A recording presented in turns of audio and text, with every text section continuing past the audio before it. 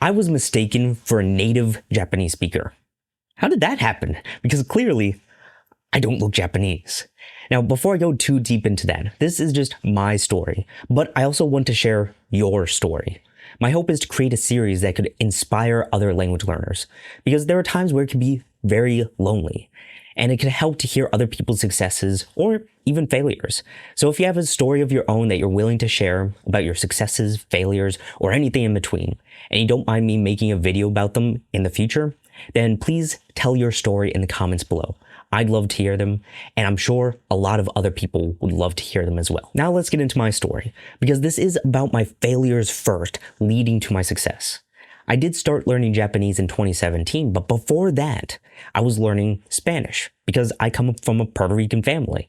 And you know what? That's been eating away at me for a long time because I always felt like I should have known Spanish, but I grew up in the United States. I was kind of disconnected from Spanish as like a day-to-day thing. The only time where I would engage in Spanish were during family gatherings, and that was like once or twice a year when I was growing up. Now, there were times where my mom would try to teach me Spanish, but that didn't really work out. I also went to school trying to learn Spanish in school. That didn't work out as well. Now, there was a time after high school that I really tried to learn on my own, and it went pretty okay. I had learned way more in like 3 months than I did in 3 years of taking classes. And that was amazing because I actually felt like I was making progress. But I also decided to go into the military. So I had to drop everything and go to basic training. I was kind of hoping that someone there spoke Spanish and could teach me stuff while I was there, but there wasn't even enough time to think about it. There might have been someone who spoke Spanish, but I don't know. After that, I did go into tech school, and overall, it was about a year that I couldn't spend learning anything in Spanish. Now, after I got back, I was done with that, I started up Spanish again, and I started learning using the same methods I was doing beforehand. And I thought it would be much better than it actually was, but I fell into another plateau again. I couldn't figure out why I couldn't actually speak the language. There was a lot of stuff that I could read and understand, but I was never able to speak the language. And that was frustrating me. So much so that I ended up quitting Spanish. But luckily, I didn't quit language learning as a whole. I still thought the idea of learning another language was very interesting. And at the time, I was really into Rammstein. So I started learning some German stuff, but it wasn't anything major. I only did some Duolingo stuff, but that was a tiny spark that made me interested in seeing what I could do in other languages. Because with Spanish, the problem that I had, that I realized, was that I was too familiar with many different parts of the language that it was preventing me from growing any farther. Now, let me explain that a bit, because supposedly Spanish is supposed to be the super easy language to learn. But I also think that was my main problem, because there's a lot of words in Spanish that are very similar to the English counterpart. So I could read a text in Spanish and assume meaning of all of these Spanish words that I may have never actually seen before. So ironically, I was too familiar with Spanish to know what I was doing wrong. So at a certain point in time, I just decided, you know what? I'm going to pick a language that has no connection to English at all. Let me learn something that is the complete opposite to anything that I've ever known in the past. And that's how I ended up in Japanese. I was studying like 5 hours every single day, and that was just active study. That doesn't include any passive time that I was engaging in the language. If I add up all of the time, it was probably like a full-time job with overtime. That's how much I was engaging in the language. Now, in this video, I'm not going to go into the details of what I did to study. I have some videos I've already posted, and I have one video that I'm working on, and it's probably going to take me a while because I want to make a video of literally every single thing I did to learn Japanese. It's going to take a while, and it's probably going to be a long video. So if you want to watch that, please subscribe and click the bell so you can get notified when I make a new video. Now from here, I was doing tons and tons of studying, and there are 3 key moments that ultimately led to my success of being mistaken as a native Japanese speaker. And the first one happened about 3 months in. So it was about 450 hours of active studying for me to reach this point. And this is when I decided I'm going to actually try to call someone and engage in the Japanese language. No script, no nothing, no preparation at all. Just call and see what happens. And it didn't suck. I was actually really surprised of how much I could understand and communicate back. Like, it wasn't great, it wasn't a thrilling conversation, but I was able to get through it. And it wasn't anything scripted, like, hey, I have this notes of things I've been studying, would you read this back to me and I'll try to answer. I didn't do that. It was an actual genuine conversation. Now, after I did think, I'm probably not going to do that again for a while because I was exhausted after that, but it was very motivating. Now, the second key moment is when I started to learn from native content.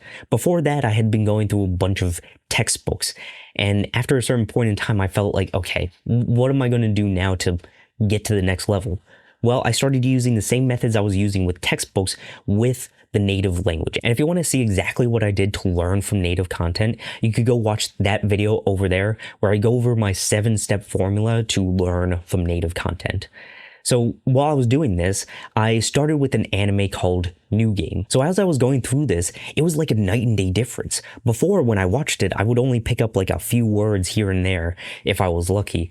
But afterwards, after I went through listening, reading, writing, speaking, practicing it all, it was like I understood everything. I would watch it even without captions and be like, man, this is just enjoyable to watch. It felt so liberating to be able to experience that in such a short period of time, to go from absolutely knowing nothing that's going on to understanding it all. And it's not like I understood everything perfectly, but it gave me a lot of motivation to see how I could go from nothing to really good understanding in a small period of time, because it was just so much more fun to learn from native content I actually enjoyed. So I just started going in deep with that, learning more and more from these anime series. And all of this does eventually lead into the key moment number 3, which actually came when I least expected it to. Like, I was just lying in bed. I was on YouTube just watching some highlight clips of some anime shows I've watched, and I wasn't doing it to study at all. I was just watching it just to enjoy it. I was even just reading the captions along with it. And there was a word in there that I kind of heard that was like, wait a minute, I feel like I've heard that word before, but I don't know what it is. So I went back and tried to figure out what the meaning was. And then I realized the video doesn't actually have any captions on it at all. I was just watching raw video. Like, this moment just blew my mind because I literally thought I was reading the English captions, and that's why I was understanding it so well. But the captions were not there. I was just understanding the Japanese. And this wasn't a series that I went in deep trying to study. I mean, what can I say? After that, I just had a huge smile on my face because that's when I realized I'm actually kind of getting good at this. Now, all of this said, I can feel confident in myself. That's good. But how does it work when you're actually talking with a person face to face? Because as you may know, Japanese people are very courteous with the compliments. So for example, in the previous video, I said I had Japanese people tell me, "Mo Nihonjin desu ne," which basically means, yeah, you're already Japanese. After that, I got a few comments of people saying, no Japanese person has ever told him that. I got some other person saying, it's like, if people are telling you your Japanese is good, it's probably not that good, because Japanese are known for being very courteous with their compliments. You could say one bad line in Japanese and they'll be like, "Oh, Nihongo jouzu desu ne." So I was gaining confidence in myself, but I still needed to go out and prove that I could communicate with Japanese people. And I wanted it to be more than just something online. I wanted to go to Japan and speak with them face to face. And that ended up being a big other hurdle because, well, first things first, I didn't have the money to go. So once I actually built up the money, of course, the pandemic hit, so I couldn't go. So I was just waiting for my time. I was looking for ways I could get to Japan. And I wanted to go for at least a year. So what I decided to do was go over there and take classes. And well, the classes, it was good to relearn the foundation, but that wasn't really what made the difference for me. What made the biggest difference was just going over there and talking with a lot of people. So I was spending a lot of time on Hello Talk trying to meet up with new people. And I've met up with dozens and dozens of people simply using Hello Talk. It was a great time. Now, all of this leads to the moment where I was mistaken as a native Japanese speaker. Because while I was in Japan, I did want to try one thing, but I didn't have the courage to go alone. And I definitely didn't want to go with a bunch of guy friends because that would just be super awkward. because I wanted to try going to a maid cafe. It just seemed kind of interesting, a one-off thing that I could do, but I definitely wasn't going alone. So luckily I was able to meet a female friend, and she enjoyed going to maid cafes. So it was a perfect time to go with someone where I just wouldn't feel awkward going to a maid cafe. So I met up with her, we went to the maid cafe, and we just started talking, and eventually the maid came to take our order. So we ordered, I ordered my own thing, and of course, because it's a maid cafe, they have these gimmicks. So they had this passport card that they would fill out and give to you. And that led to the topic of where am I from? Because I don't look Japanese. But she had an interesting question. She asked, what part of Japan are you from? And I said, oh, I'm actually from America. I was born and raised in America. And she was genuinely surprised for a moment. She said, really? Like, your Japanese was so good that I thought you were born in Japan. I didn't think too much of it in the moment, but afterwards I was like, wow, that is like the most genuine compliment that I've ever gotten about my Japanese skill. That was the moment that I realized, yep, I succeeded. Now, there are different ways you could take this because that was someone looking from the outside in. If you really start to talk to me for a while, you'll probably be able to see a bunch of different errors that I'm making. I'm not perfect. I don't expect to be perfect, but my main goal when learning Japanese is that I simply wanted to communicate naturally with native Japanese speakers without feeling like I'm exhausted and without getting tired, without feeling like I'm just doing a bad job.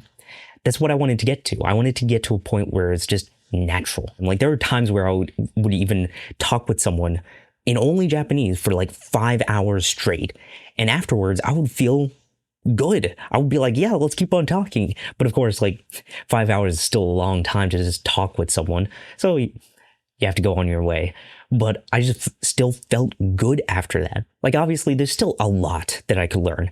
I'm probably like an okay B2 level. Once I got to a B2 level, I kind of stopped progressing because that's the point where I felt like I already reached my goal. And I didn't feel like I really had to study a whole lot after that. Like the way that I talk is probably no better than a 7-year-old, but I'm still confident in myself. I still reached my goal.